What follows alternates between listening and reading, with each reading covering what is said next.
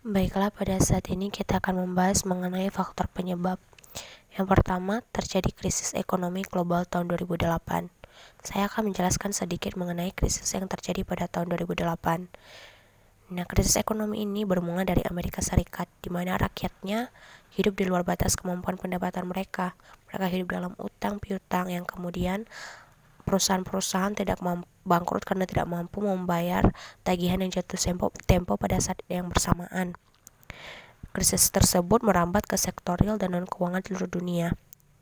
Seperti yang diketahui bahwa Amerika Serikat adalah faktor terbesar sebagai konsumen produk-produk dari berbagai negara di seluruh dunia. Nah, penurunan daya serap pasar itu yang menyebabkan volume impor menurun drastis yang kemudian merambat menjadi krisis ekonomi global. Karena sebenarnya perekonomian di dunia ini saling terhubung satu sama lain. Peristiwa yang terjadi di satu tempat akan berpengaruh di tempat lain. Oleh karena itu, Indonesia juga turut merasakan krisis ekonomi global ini, karena Indonesia merupakan negara yang masih sangat tergantung dengan aliran dana dari investor asing. Yang kedua, status quo layanan finansial konvensional.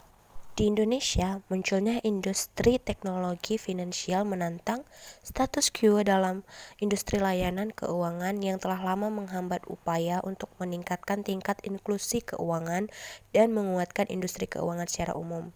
Industri teknologi finansial yang berbasis teknologi dan inovasi menjembatani kesenjangan antara kebutuhan konsumen dan kemampuan penyedia layanan yang belum dapat diatasi oleh perusahaan finansial konvensional karena dibatasi oleh biaya tinggi dan aturan main yang ketat.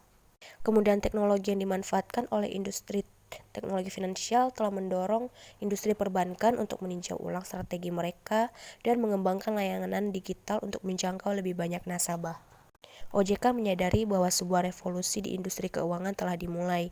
Industri teknologi finansial adalah antitesis sektor jasa keuangan yang saat ini belum mampu mengurai permasalahan mendasar di sektor keuangan.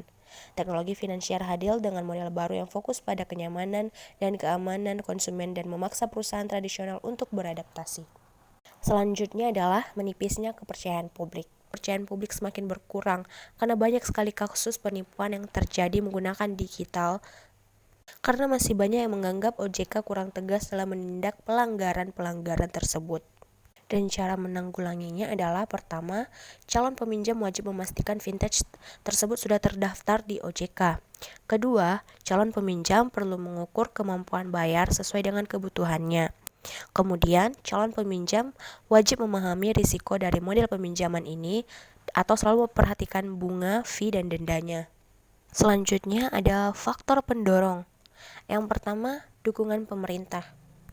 Kebijakan ini didukung Kementerian Keuangan dan Bank Indonesia yang siap mengeluarkan aturan mengenai sistem teknologi finansial.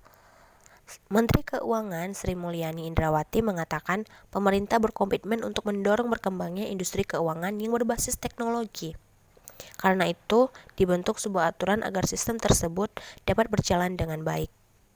Perlu untuk dibuat formulasi kebijakan, pengaturan, kerangka aturan, kalau perlu ada insentif dan fasiliti agar vintage benar-benar jadi kekuatan untuk mendorong pertumbuhan ekonomi Indonesia, kurangnya pengangguran, kesempatan kerja yang luas, dan akhirnya memecahkan masalah kemiskinan dan kesejahteraan.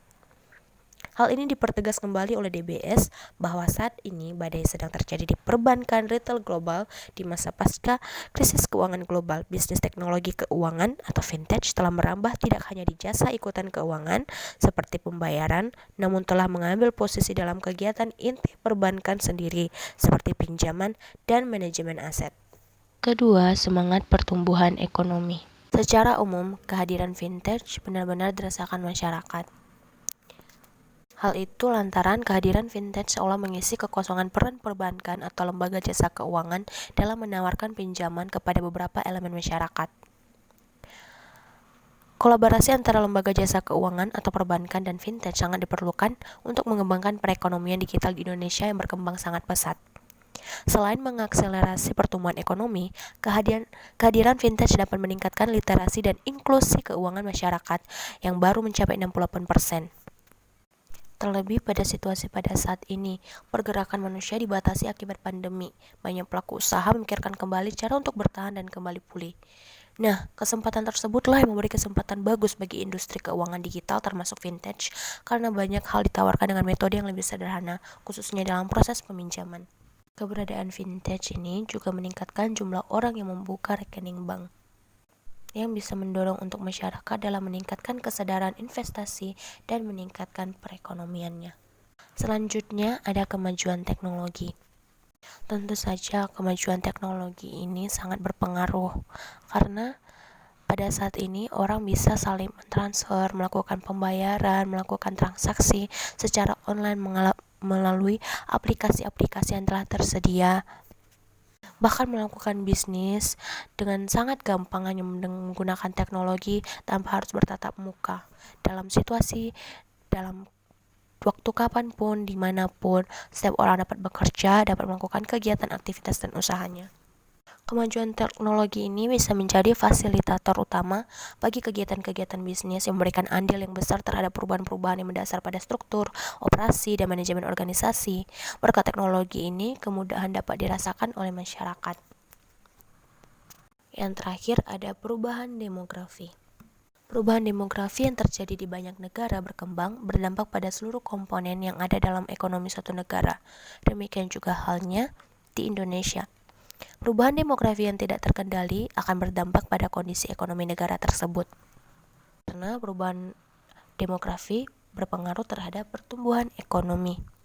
Adapun variabel yang dipergunakan adalah pertumbuhan ekonomi, pendapatan per kapita, pertumbuhan penduduk, rasio pekerja dengan jumlah penduduk, penduduk usia muda dan tua, serta harapan hidup masyarakat, yang berpengaruh pada Badan Penyelenggara Jaminan Sosial Kesehatan atau BPJS, yang membuat penduduk Indonesia termasuk yang berusia tua terlindungi dari segi kesehatan.